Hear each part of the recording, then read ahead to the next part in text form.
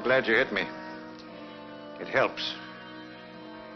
Helps me a great deal.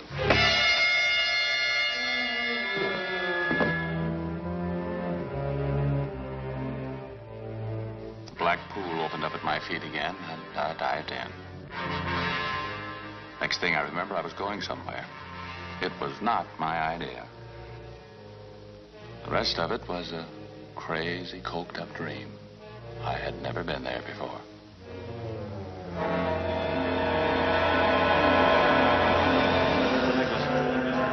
Where's the necklace?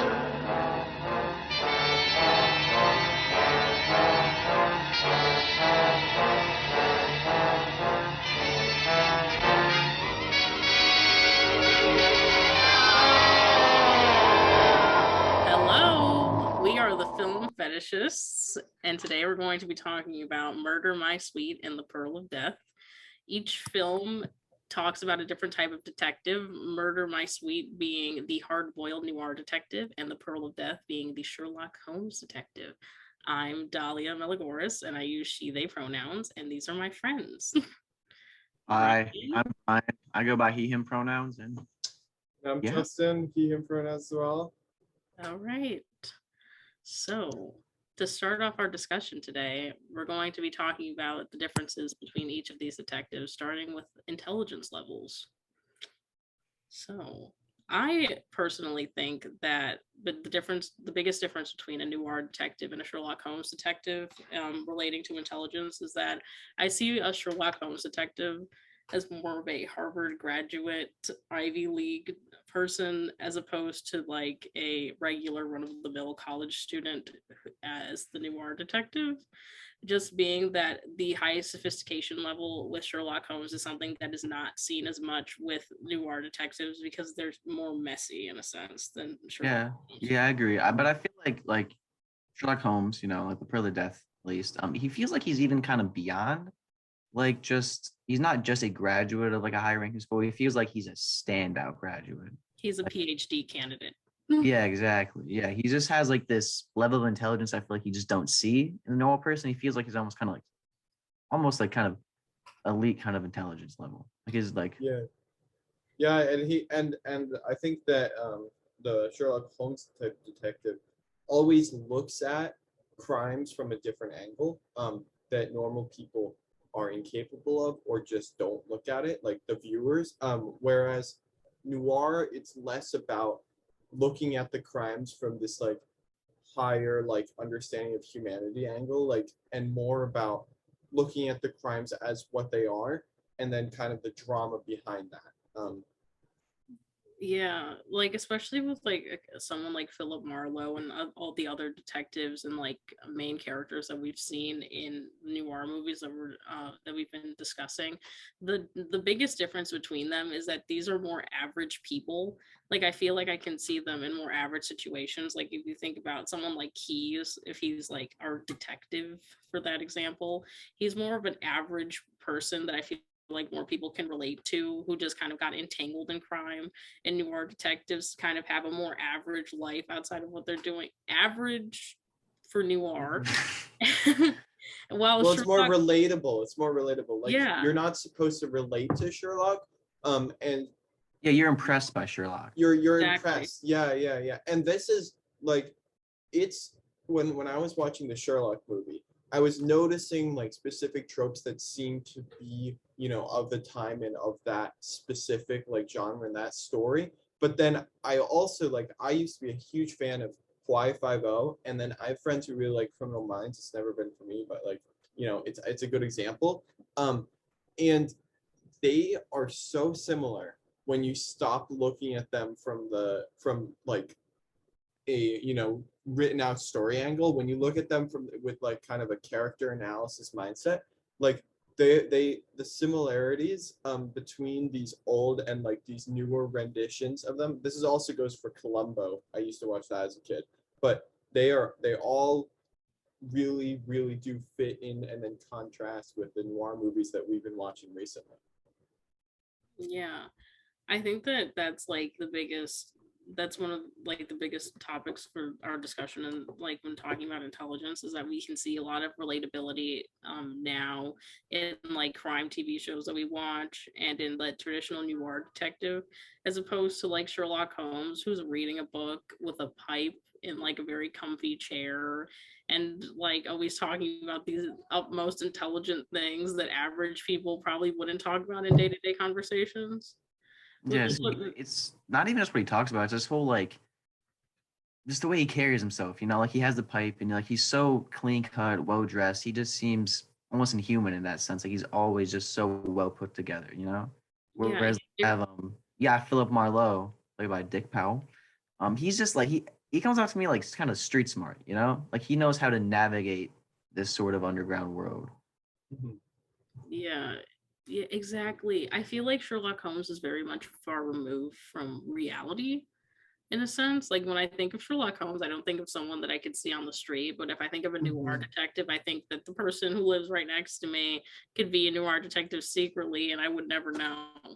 And yeah, and then on top of that, I do think like the story of the Sherlock Holmes is kind of more of a headliner look at it. It's more, what the newspapers see, and it focuses on the victims much more than it does the criminals. I mean, obviously, because there's clearly an emphasis on good and bad in Sherlock, whereas in noir, it's like, can we understand everyone who's complacent? Can we try and justify the crimes? Maybe, like, there's kind of a debate to be had there whether noir does justify or commentates on the crimes that it depicts. I Sherlock is like, I know we're gonna talk about this later, but like Sherlock is very like um Law and Order-ish. Like it, enforces it shows a murder, and instead of showing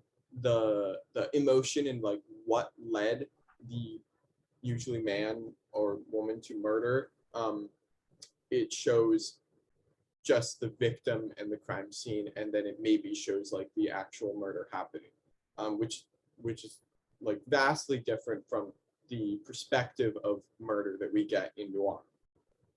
Exactly. Yeah, I we kind of talked about that in class where it's kind of like you were stuck in the you're kind of thrown in the middle of the crime with these. And the noir detective is kind of with Sherlock Holmes. You're like the body has been found. And then there's the As next, it's like post yeah, the the next murder scene or is the Sherlock coming in and finding the body and And being finding and also like looking at it in the way that I was talking about yeah, before, exactly. without like not a layman's vision of it. Exactly. And then the noir detective could be involved in the crime, might know someone that's involved in the crime, or Or it's just roped into it. through like or is some committing a nefarious crime. Who knows? circumstances. Exactly. Exactly. Yeah, With yeah. the double indemnity. Yeah. So there's like a big difference between like what is constituted as bad in Sherlock and what is constituted as bad in Or noir. good and evil. Yeah, yeah. Yeah. That's Yeah. like like kind of like on our topic of good and evil, I like one thing that I really think about when I think of noir detectives in the sense of good and evil is like their relationships with women, because they're very like toxic most of the time. Like, like the sexuality of a noir detective is very different from Sherlock, because Sherlock is kind of like not even seen as a sexual I don't even know. Like at least in the Pearl of Death, he just seems like he doesn't really interact with women, and that's it. Like it's almost the exact opposite. yeah. And compare that to other examples in the genre. Like there's they often in even especially nowadays, like they try to force in romance into these like police procedurals, and it doesn't go episode by episode. It's like episode by episode you have the normal character, and then when you try and put romance in, it like doesn't work because it's like a break of character. And I think that would be the case in Sherlock. Like they don't do it. They don't really try and convince us that Sherlock is having some sort of affair or whatever. You know, during the movie, but like it would just seem like it would seem like almost, like it's not part of the movie, like behind the scenes footage to see that perspective, whereas without like sex and love, like noir wouldn't exist. It's completely entrenched in every noir story. And if we Exactly. look at the film we watched, I'm honestly blanking on the name for a second here. Murder My Sweet. If you look at Murder My Sweet, like romance is just deeply involved in the narrative. It almost kind of centers around like who is Philip Marlowe gonna end up with? The femme fatale. Because that's yeah. And noir's like position is like murder doesn't happen unless there's money and love involved. Like you don't murder people just for the hell of it. Like and I might even argue like noir's stance on murder is not that it's like motivated by money. It's all motivated by love and lust. Because like, double indemnity, I keep going back to that, but like yeah, it's about money, it's about the insurance, but like it wouldn't have happened if those two hadn't yeah, fallen in love, 100%. And then Yeah. and then really all of them, like there's an argument to be made. And then whereas like Sherlock, you have a vastly different look at murder where it's like greed, selfish, like evil acts. And you have the backbreaker, which is such a classic character that's just indiscriminately killing. It's kind of like a simpleton. Although to be fair, And he's the backbreaker. He's like kind of doing it for love. To be fair, though, yeah, that's it's true. kind of That's twisted true. idea of love. But it's the almost like the kind way of he was showed background before thing. that. Yeah. And I do think, yeah, no, But if we're that's focusing on the two remind me detectives, of which that. is what we're kind of like emphasizing, you have And their like their Philip view Marlowe. of it. I mean, Every interaction he has with like a woman is just so flirtatious. It's super Mhm. sexual. The first time he meets like Helen Grail, and they check him out, like obviously. it's just flirting. Like she has a husband. He doesn't care. He's flirting. That's what he does. Mhm. Yeah.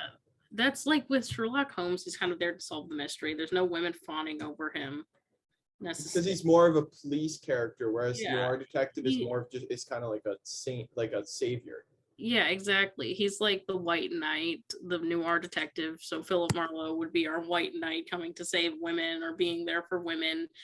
While Sherlock Holmes is there for the, for the case.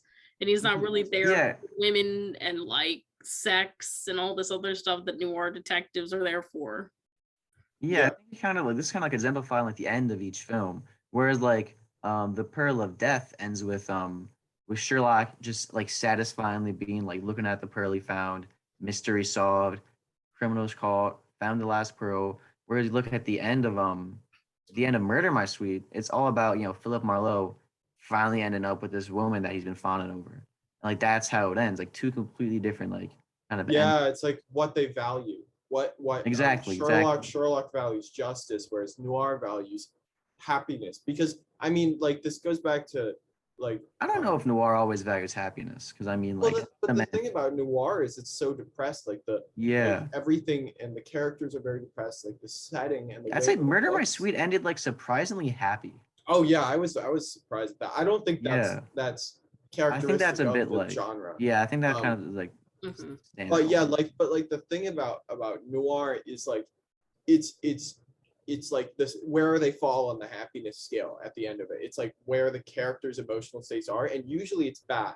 But in this case, it was good, and in this case, they were happy in the end, somewhat. But I think that justice doesn't matter so much to the noir detective, and that's also because like they don't care. Like they don't care about a lot of things other than their like the one woman and whereas like Sherlock is like on this noble journey. I mean, I think there could be a lot of Yeah. I think like to build off that, like just the priorities of like the noir detective are just very, very different. are Like very different. Yeah, He's, he doesn't feel he's like more focused doing on something money good than anything throughout most of the narrative.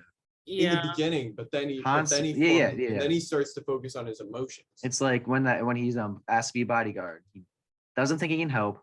He doesn't do it because he thinks he can help. He doesn't do it that really, be So you like could even maybe separate it into three does it act for money. structure, like where he's the first two acts, or like up until like plot point 2, the noir detective is in it for the money, or is like Yeah. kind of like coerced into it, where he's like because there is a pattern of the noir detective like hearing the story from the woman and being like, I don't want to do Yeah. this, but Like if you want to Marlowe give me kinda- $100, I'll walk with you. You Yeah, know? like Marlowe Like, starts off the movie saying like my bank account was trying to crawl under a duck. So like Mhm. from the offset, he's just his motive is money. he just needs money, and this is Yeah. his job. This is And his even life. like then even it like the switches. police refer to him as that. Like everyone's kind of just knows him as this money grubbing. And would you say the characters around him look down on him, or like, I don't know, because I get the sense that he's actually does garner a little bit of respect because he's good at his job. But, you know, if he was only about money, I feel like it would be in character to the police to kind of resent him for that. Yeah, I think that in noir, a lot of the time the police do kind of resent these characters because they are in it for the money a lot of They the time. clash. Like if we're kind Yeah, of yeah. if we're doing like the example of Philip Marlowe, like with him not having, basically telling the audience that he has no money, that's one way that the police could perceive him as just some money grabbing detective who's just trying to encroach on their business to make a couple extra bucks, which is exactly the opposite of what Sherlock Holmes does, because he's there for the case to aid the police, and these Yeah. noir detectives just kind of pop up out of nowhere and can sometimes just like mess up. Yeah, the police actually refer to Philip Marlowe in the movie as a slot machine.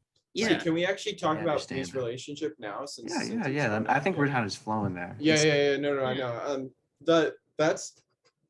There's also, like, you know how police procedurals are like often even sponsored by like the police and like the government in Mhm. order to kind of boost the PR of police departments. Like there's recently, you know, Y50 and like I'm blanking on others, but like NCIS and like, you know, FBI and those shows, like those are all funded by the government to some extent, at least giving their equipment, because you have to, like, in order to have I know like they use some like military equipment in them. In order to have military equipment in your movie, you must get approval and funding from the Department of Justice.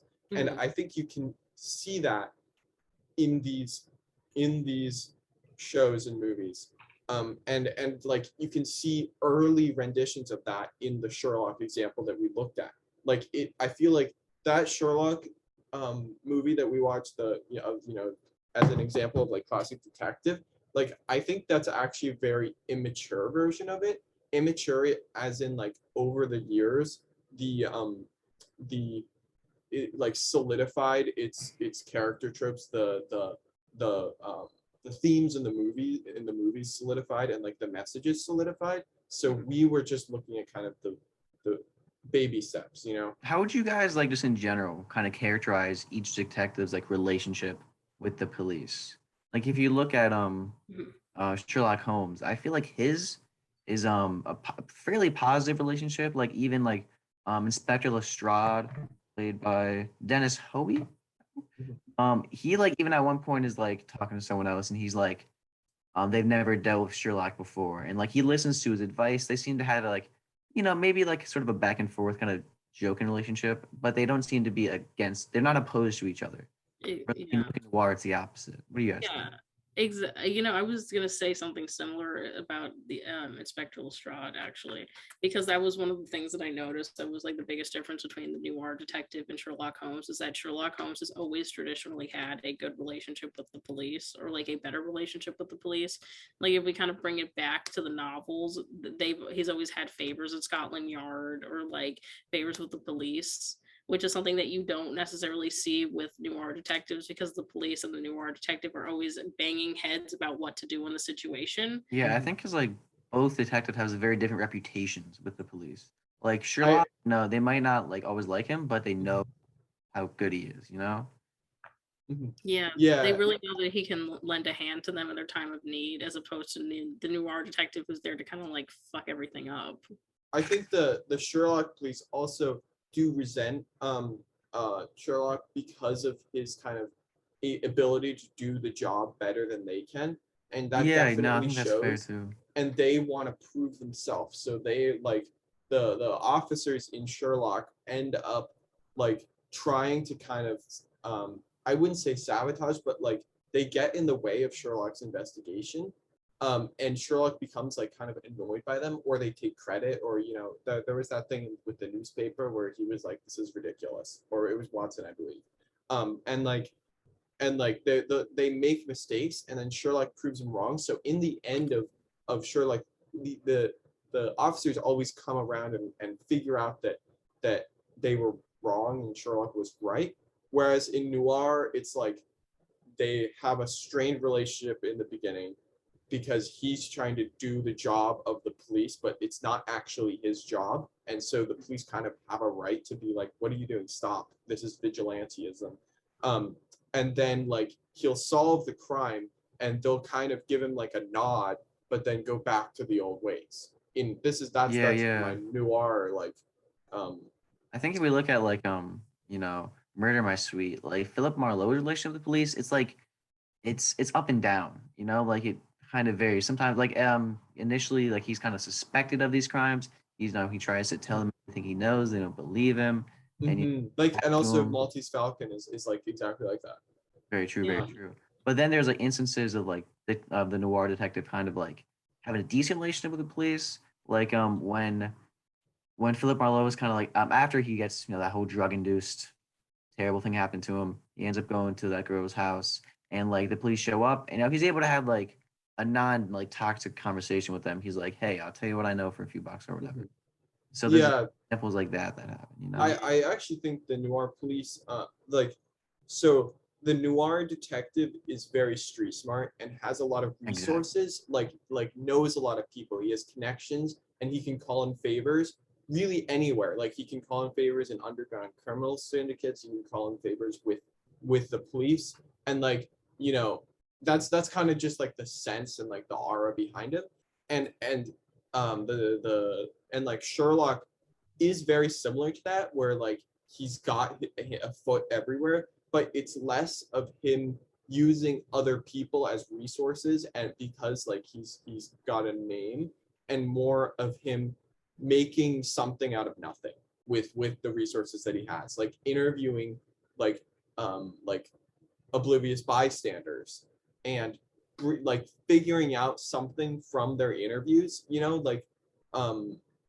it's like it's like the whole looking at it from a perspective that is not a normal person's perspective, looking at it from a place of higher intelligence and deciphering interviews that mean nothing to most people. But then if you're like put these two like little pieces of wire together, you can figure it out.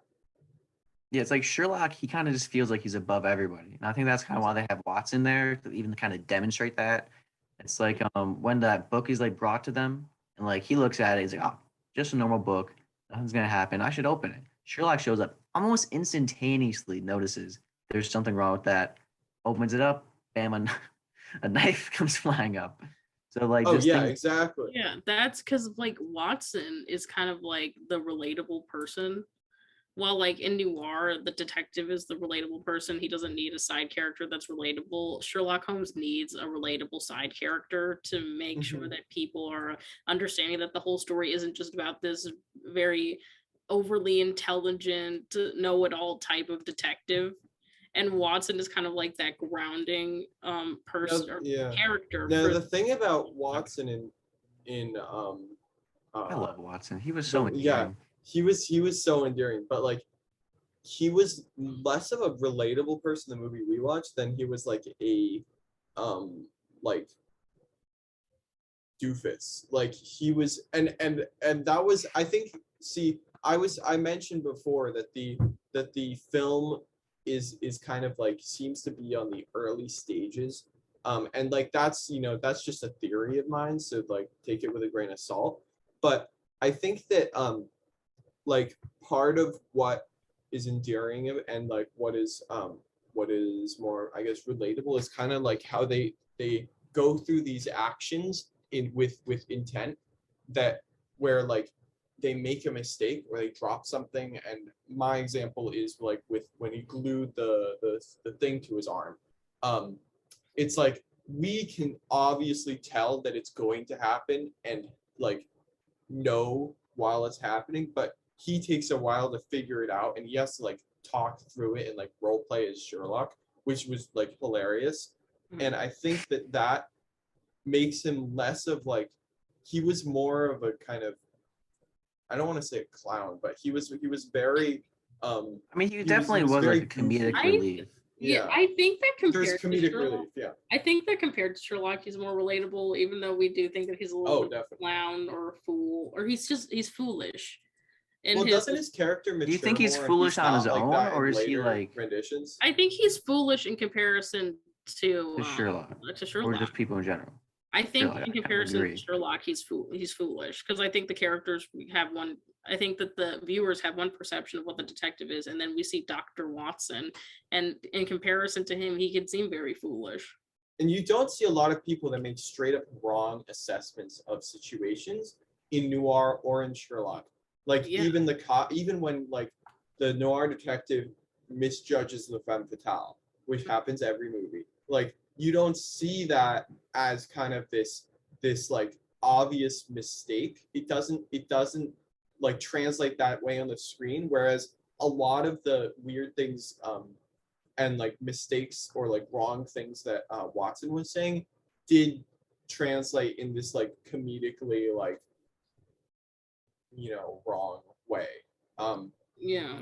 And I don't want that to be interpreted as a criticism of it. I think it was very enjoyable to watch.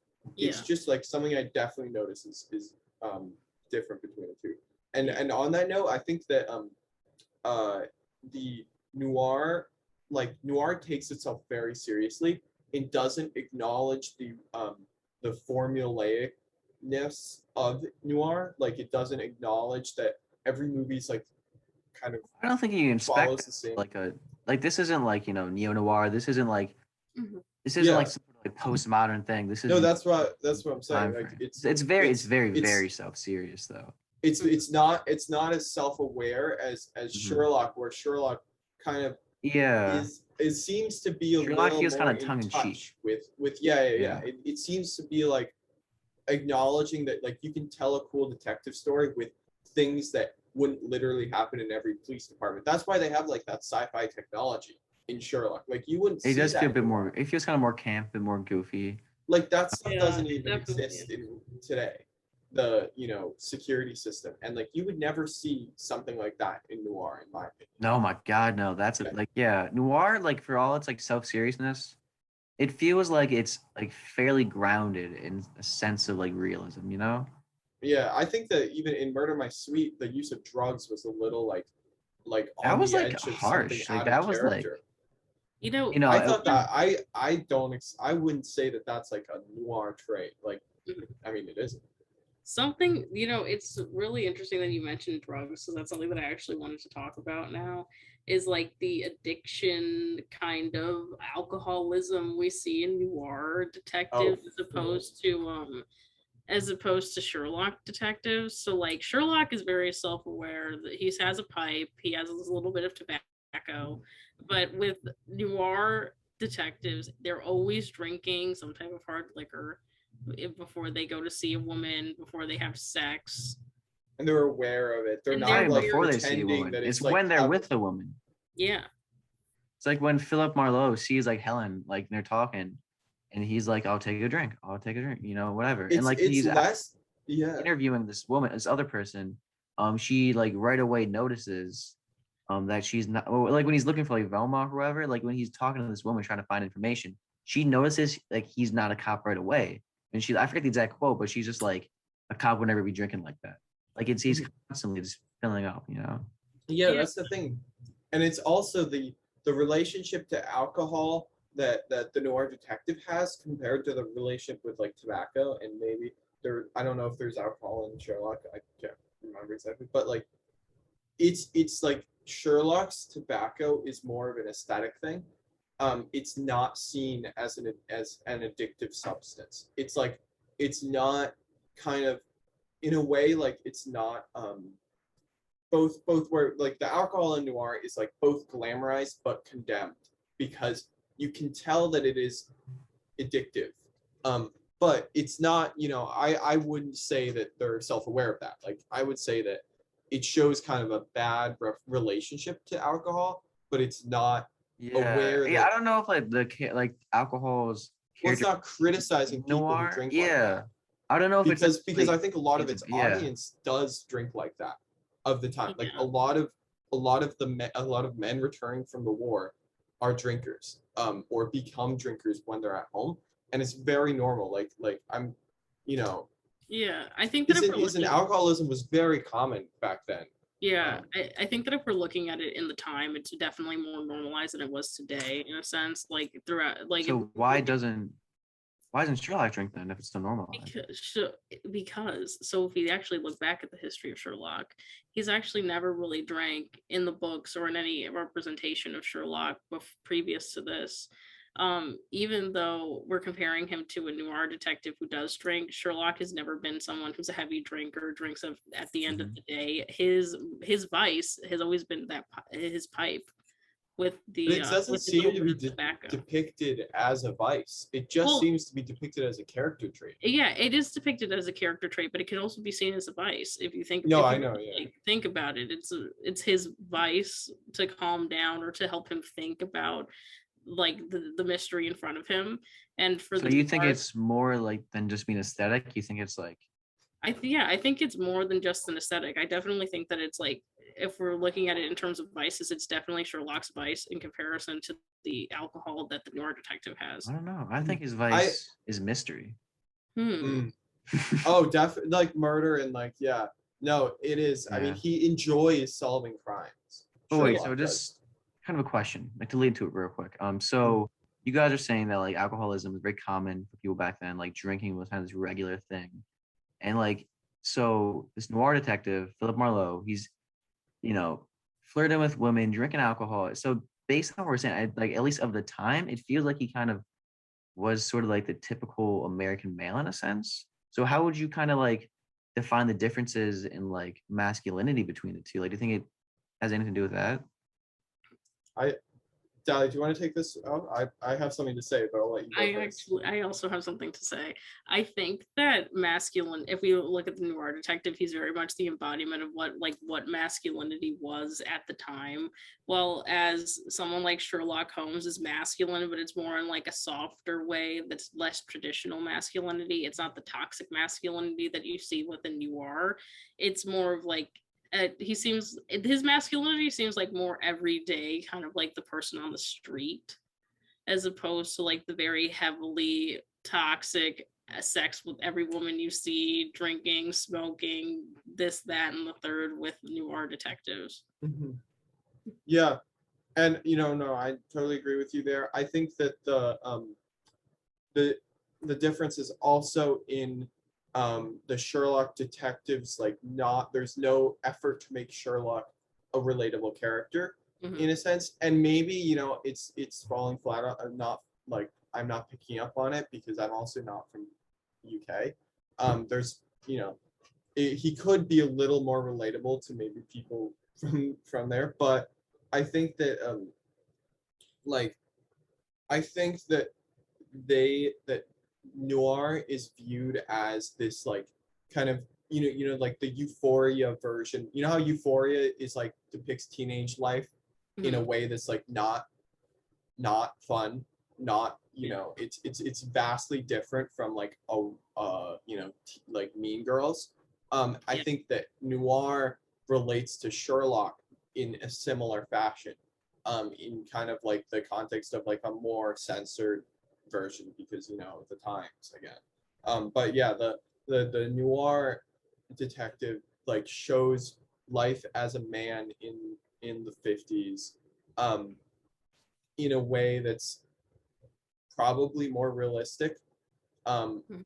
and at the same time, and like definitely like hails the men of the time, um, and like I think we mentioned this before, but he's very like the noir films are like kind of a combination of a crime movie and a western in a way, where it's like this renegade character who's very rugged, probably smokes cigarettes. They almost always smoke cigarettes, and that's like a big trait of theirs.